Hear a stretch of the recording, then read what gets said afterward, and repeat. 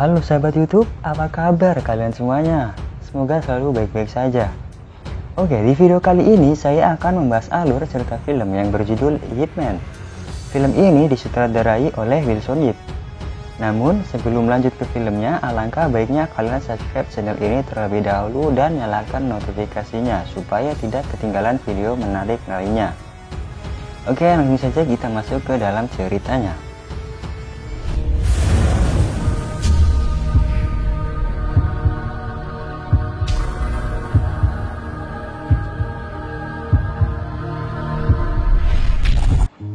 Di awal scene, Kan menawarkan sebuah tempat kepada Ip Man untuk mengajar Wing Chun. Namun, hari demi hari berlalu, tak seorang pun murid yang datang kepadanya. Sore harinya, Ip Man pun pulang dan membantu istrinya untuk mengambil air. Sebagai pendatang di Hong Kong, Ip Man pun sudah tak punya apa-apa lagi. Dan pada malam harinya, pemilik rumah datang ke tempat Ip Man untuk menagih. Namun, mereka tidak mau untuk menemuinya. Yaps, dikarenakan sudah tidak punya apa-apa lagi, alias bokeh. Keesokan harinya, Ip Man pun membantu tetangganya untuk menjemur pakaian. Dan di waktu yang bersamaan, datanglah seorang pemuda bertopi sambil memegangi poster Wing Chun. Pemuda ini bernama Aliang. Ip Man pun menyangka bahwa dia yang akan mendaftar di perguruan Wing Chun miliknya. Di saat Ip Man menjelaskan apa itu Wing Chun, Aliang pun memotong omongan Ip Man dan menantang kepada Ip Man. Dia akan membayar jika dia kalah. Ip Man dengan kerendahan hatinya pun langsung senyum dan menyanggupi tantangan dari Aliang. Dan uji coba pun dimulai. Ip Man meladeninya dengan tenang, sedangkan pukulan Aliang tak satu pun mengenai Ip Man. Dan Ip Man pun melakukan serangan kepada Aliang hingga membuatnya terjatuh. Lalu Ip Man menagih ongkos sekolahnya, tapi Aliang malah kabur. Di sore harinya, Aliang datang lagi bersama 3 temannya untuk mengajar Ip Man. Namun Ip Man menyuruhnya pulang jika bukan untuk belajar kungfu. Tapi mereka tetap ngotot dan perkelahian pun terjadi. Ip Man melakukan serangan kepada 3 pemuda itu, tapi masih dengan batas wajar. Lalu Ip Man pun pergi. Dan saat itu juga Aliang pun berlutut kepada Ip Man dan ingin berguru kepadanya. Saat Ip Man menoleh, ketiga pemuda itu juga ikut berlutut dan ingin berguru kepadanya. Keesokan harinya, Ip Man menjelaskan Wing Chun dan melatih murid-muridnya. Hari demi hari, muridnya pun terus bertambah. Di malam harinya, ketika Ip Man membeli kue, dikagetkan dengan suara orang-orang yang sedang mengejar maling bebek goreng. Merasa mengenali orang yang maling bebek goreng itu, Ip Man pun membayarnya. Si maling kabur, dan anaknya pun mengantarkan Ip Man ke tempatnya. Ip Man tak percaya melihat sahabatnya, sang pemilik pabrik kapas, menjadi gila. Ip Man shock dan menangis. Ip Man menyalahkan dirinya sendiri. Chow anaknya bercerita bahwa ayahnya menjadi gila sejak Jepang menembak kepalanya. Dan Chow bilang kadang memberi makan, kadang tidak, karena Chow bekerja serabutan. Keesokan harinya, Ip Man memintakan untuk meminta Chow bekerja, dan Kan pun menyetujuinya. Suatu siang, saat Aliang menempelkan poster Wing Chun di dinding, sekelompok orang dari perguruan Hong datang memprovokasinya. Aliang pun menerima tantangan duel dari mereka. Awalnya pertarungan ini terjadi 1 lawan 1. Tapi saat Aliang menaklukkannya, 3 orang lainnya langsung mengeroyok Aliang. Di tempat latihan, Ip Man kedatangan 3 orang tadi. Mereka meminta Ip Man datang ke tempat ikan dan membawa uang tebusan untuk Aliang, karena Aliang telah memukul saudaranya. Setibanya di pasar ikan, mereka melepas Aliang. Aliang pun menjelaskan semuanya kepada Ip Man. Lalu pemuda itu meminta uang tebusannya, tapi Ip Man menolaknya. Walhasil pengeroyokan pun terjadi. Dengan tenangnya, Ip Man menangkis semua serangan-serangan itu. Kemudian para pemuda itu menyerang Yip Man dengan senjata tajam. Yip Man mengambil palet kayu untuk menahan serangan itu.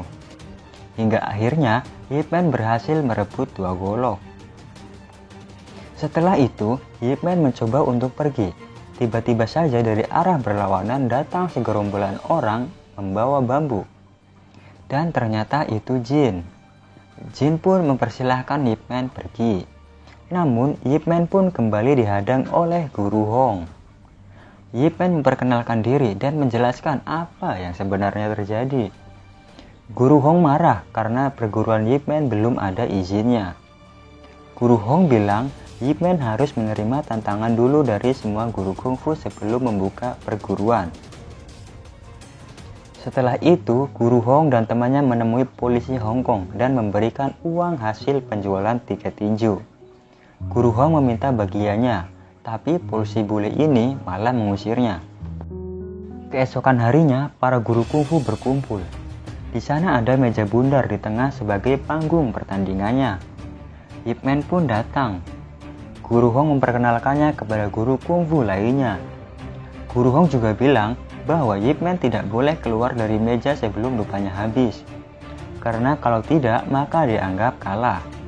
Yip Man pun naik ke atas meja dan memperkenalkan diri serta aliran kungfunya. Lalu naiklah seorang guru kungfu dan menyerang Yip Man. Yip Man bisa mengcover segala serangannya, hingga akhirnya Yip Man menendang jatuh keluar meja. Kemudian naiklah guru yang kedua. Pertarungan pun terjadi, dan Yip Man pun berhasil membuat guru yang kedua menyerah. Akhirnya Guru Hong pun naik. Mereka langsung pukul-pukulan sebelum akhirnya memberi salam pembuka. Pertarungan berjalan sangat seru sampai-sampai para guru antusias menontonnya. Keduanya sama-sama mempunyai tinjuan yang cepat. Pertarungan pun berakhir saat meja terbelah menjadi 2. Yip Man dan Guru Hong tetap berada di atas meja saat rupanya habis. Alhasil, Guru Yip pun diizinkan membuka perguruannya. Tapi Guru Hong meminta kepada Guru Yip agar membayar bulanannya seperti perguruan lain. Mendengar itu, Guru Yip menjelaskan bahwa ia akan meladeni siapapun untuk bertarung, tapi dia tidak sudi membayar sepeser pun demi keuntungan pribadinya. Dengan nada mengancam, Guru Hong mengingatkan Guru Yip agar selalu berhati-hati. Lepas itu Guru Hong meminum obat. Rupanya dia punya asma. Keesokan harinya, ada orang-orang yang ingin belajar Wing Chun. Tapi anak buah Guru Hong melarangnya. Mengetahui itu, Aliang pun tak terima. Aliang menjatuhkan Guci. Alhasil, perkelahian pun terjadi.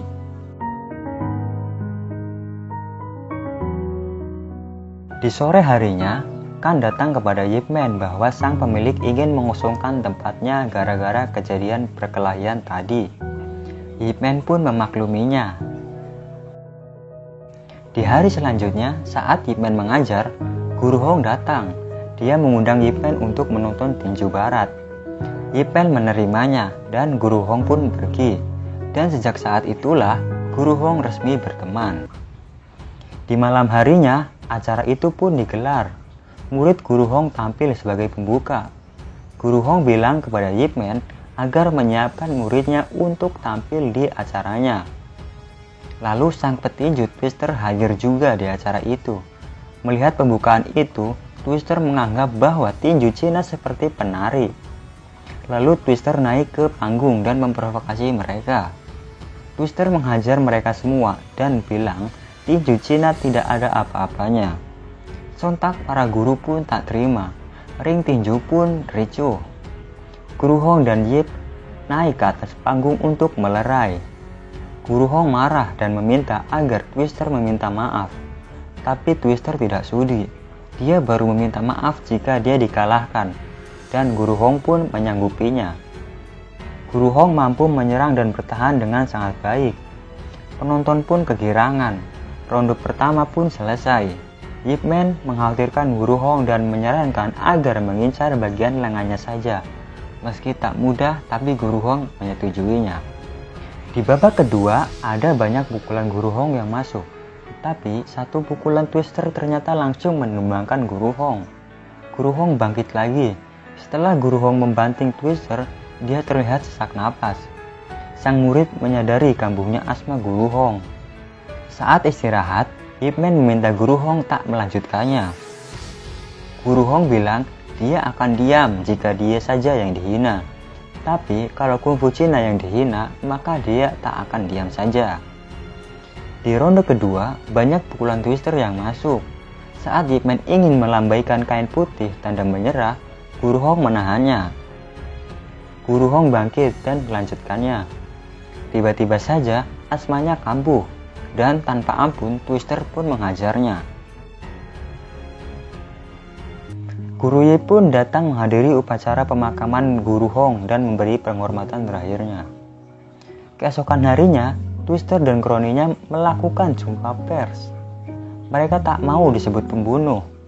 Kematian Guru Hong disebabkan karena dia lemah. Lalu saat Twister bicara, dia meremehkan tradisi Cina yang menyalakan dupa sebagai timer. Tiba-tiba saja Ip Man datang ke sana. Ip Man bilang bahwa dupa itu berfungsi untuk berdoa, dan Ip Man pun menantang duel Twister. Akhirnya pertandingan pun tiba. Semua orang menyimak laga akbar itu melalui saluran radio. Di awal pertandingan, Guru Yip kewalahan dengan kecepatan dan power pukulan dari Twister. Guru Yip pun bahkan sempat terkena pukulan dan jatuh. Sontak membuat orang-orang di sana mencemaskannya. Tapi Guru Yip bangkit lagi.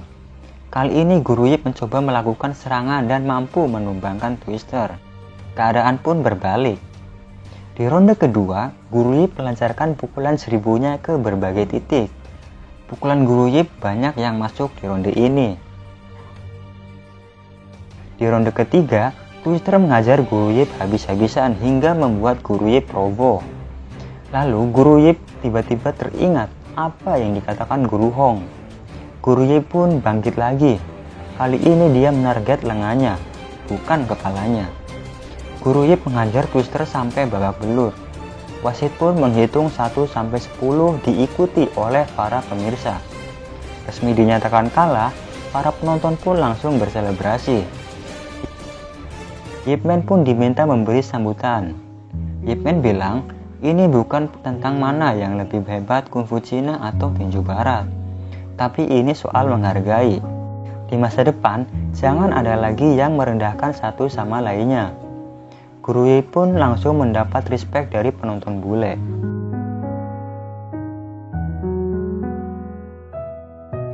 Usai pertandingan, Ip Man pun datang menemui istri dan bayi barunya. Film diakhiri dengan kedatangan bocah kecil yang ingin berlatih Wing Chun. Ip Man tersenyum dan bertanya siapa namanya. Bocah ini menjawab, namaku Bruce Lee. Guru Yip pun meminta agar dia kembali sudah besar nanti, dan film pun berakhir. Itulah kisah kehidupan baru Ip Man di Hong Kong. Terima kasih telah menonton video ini dari awal sampai akhir, dan sampai jumpa di video berikutnya.